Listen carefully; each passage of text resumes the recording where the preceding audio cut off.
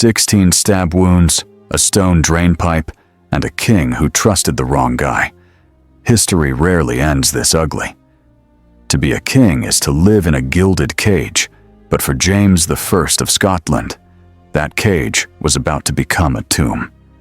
The end of his story isn't just a murder. It's a grim lesson in betrayal, a study in irony, and a descent into the literal filth beneath a royal chamber. This isn't just an assassination.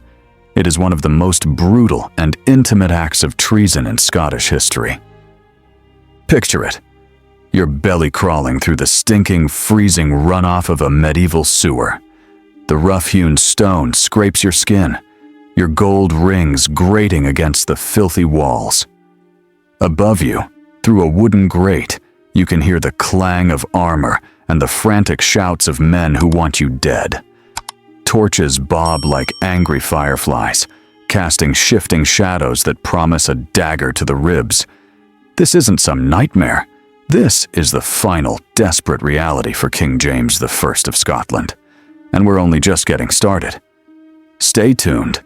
By the end of this, you'll understand the complex web of revenge, ambition, and sheer bad luck that led Scotland's most powerful man to wind up choking on sewer water and his own blood. James wasn't born pampered. His entire life was forged in crisis.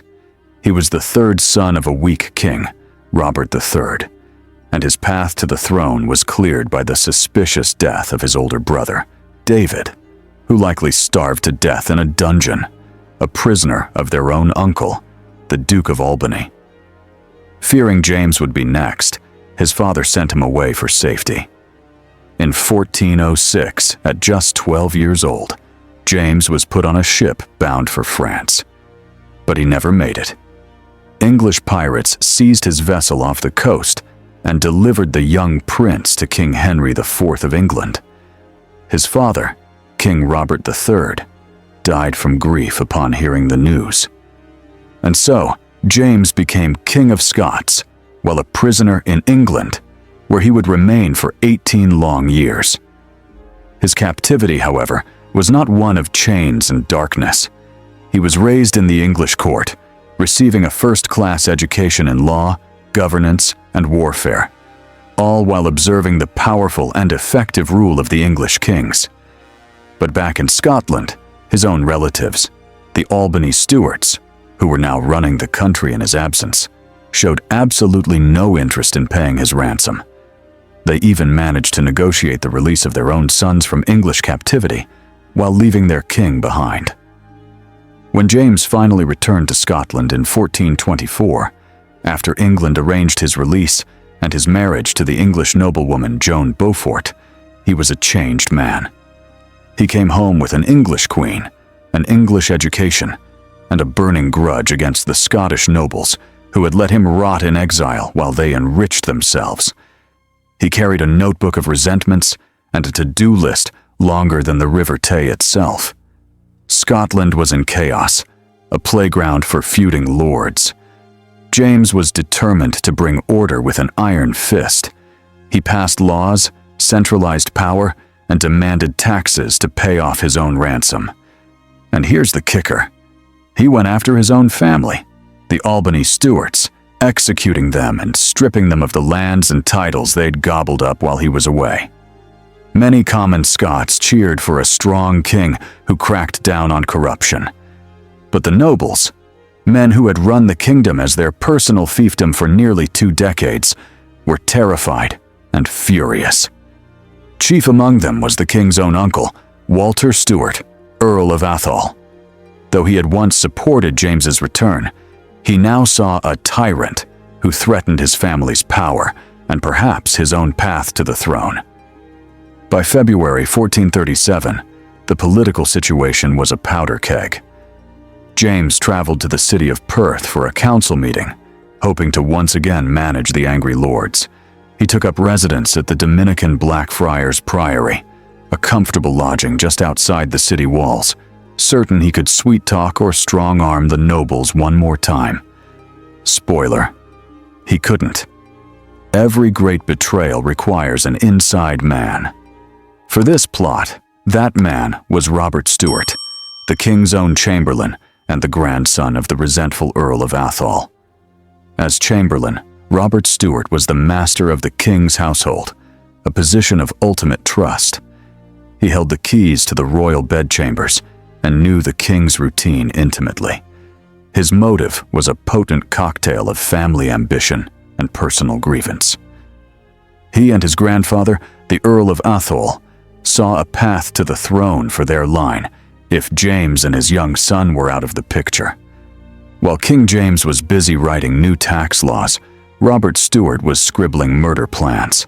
He allied himself with a man who had a deep personal hatred for the king, Sir Robert Graham. Graham had once been imprisoned by James and had even tried to have the king arrested at a public council, an act of shocking audacity that earned him exile.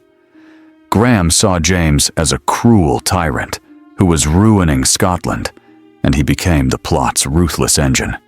Joining them were others, like the Chambers brothers, men whose lands and power had been curtailed by the king's reforms.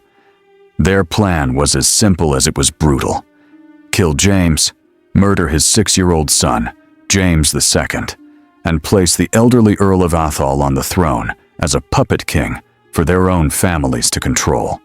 The night of February 20th, 1437, was dark and cold. The royal court was relaxed. The king had spent the evening playing chess and listening to music with his queen and her ladies-in-waiting. But the trap was already set.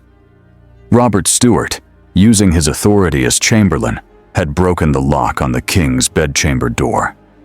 Later that night, he quietly unbarred a side gate to the priory, allowing Sir Robert Graham and a band of around 30 armed men to slip inside the compound like ghosts. Upstairs, King James and Queen Joan, now in their nightgowns, had no idea that death was creeping up the stairs. The evening's peace was shattered by a sudden, violent noise from outside the chamber, the clang of armor, angry shouts, and the splintering of wood. The assassins were here. As Queen Joan and her ladies rushed to the chamber door, they realized the horrible truth. The bar was missing, the lock tampered with. In a legendary act of courage, one of the Queen's ladies, Catherine Douglas, thrust her own arm through the iron staples on the door, trying to hold it shut against the attackers. The wood and iron held for a moment, but the force of the men outside was too great. They smashed the door open, breaking Catherine's arm and storming into the room. That brief delay bought the king precious seconds. He was a powerful man, and panic gave way to instinct. He shoved Queen Joan and her ladies toward a hidden staircase, hoping they could escape. He then grabbed a pair of heavy iron tongs from the fireplace, the only weapon he could find. His first thought was the window, but it was barred and too narrow to squeeze through. Below, the icy River Tay glimmered 40 feet down, a deadly, ropeless drop. That left only one option: the privy. It was a simple wooden toilet seat built over a stone-lined sewer drain that ran from the priory out to the river. With desperate strength, James ripped the floorboards away, revealing the dark, foul-smelling hole beneath. He dropped in. His plan was clear: crawl through the drain to the riverbank, get outside the walls, raise the town guard, and save the day. But there was one tiny, fatal problem. Just a few days earlier, James had been playing tennis in the priory garden. Annoyed that he kept losing his tennis balls when they rolled into the sewer outlet, he had given a simple order: seal the exit. Workmen had blocked the end of the drain with stone and pitch. So now the king, barefoot and clad only in a linen nightshirt, was wedged in a slimy, narrow pipe with no way out, while assassins thundered through the room directly overhead. The irony was as cruel as it was absolute. The man who sealed the sewer was the one who now needed it open more than anyone in the world. The assassins, led by the furious Sir Robert Graham, burst into the now empty bedchamber. They saw the queen and her terrified ladies, but not the king.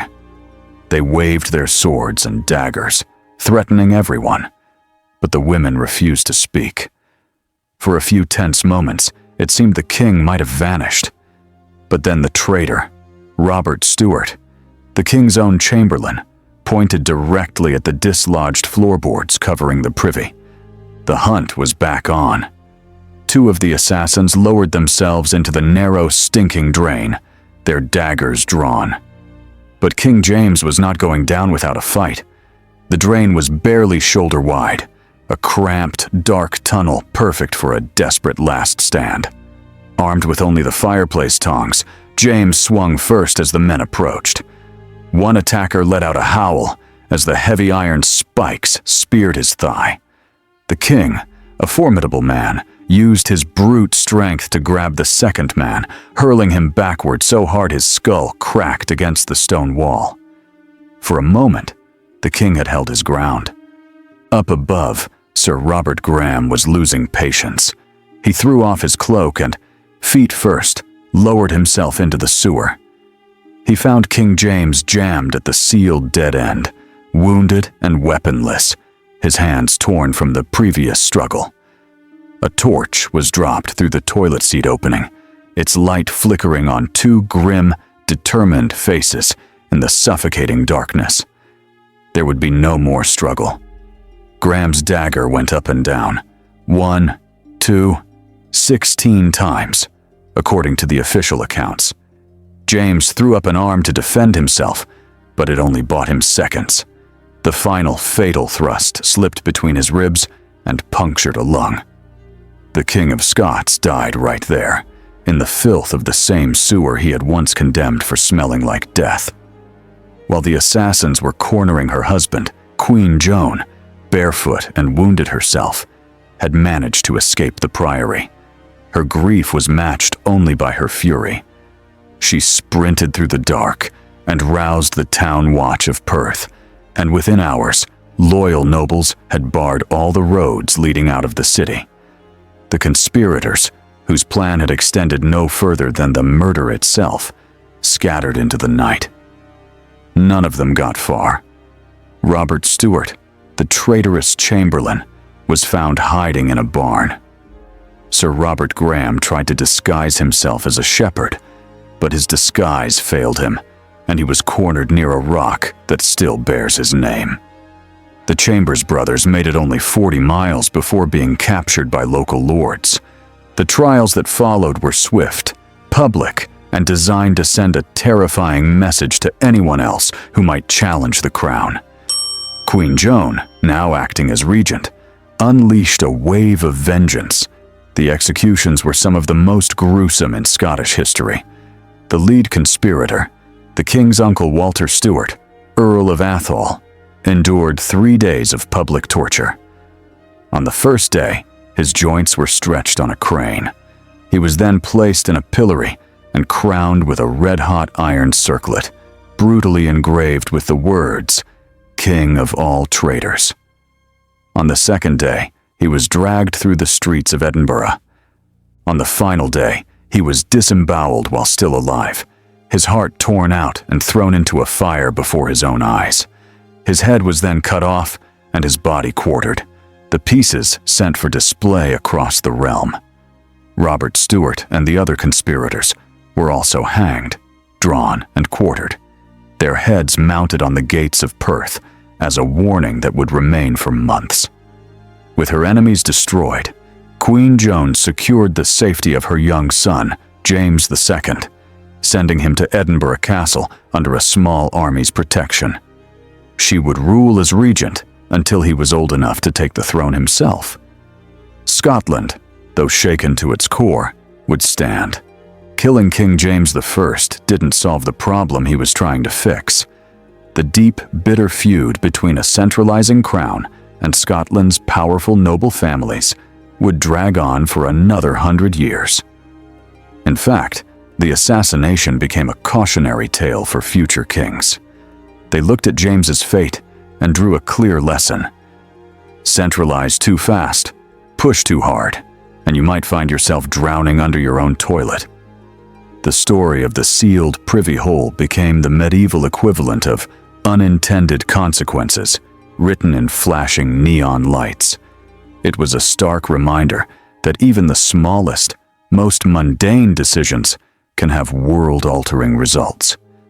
History often remembers James I, not for his genuine achievements, but for the sheer ignominy of his end. This was a king who survived pirates and 18 years of political imprisonment, who brought back new ideas of law and governance, who tried to forge a stronger nation, and who even left behind the first recorded royal receipt for a football.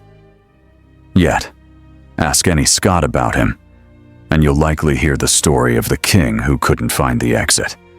It proves that history loves a good, dark punchline, even one that is soaked in blood and sewer water. If this twisted, tragic story of power and betrayal grabbed your attention, tap the like button so more people can hear about the king who literally couldn't flush away his problems. Subscribe for more weekly dives into history's nastiest and most fascinating corners. And let me know in the comments below, was James a tyrant who got what he deserved, or a visionary reformer brought down by sore losers? See you next time, and always remember, before you seal off an exit, make sure you won't need it later.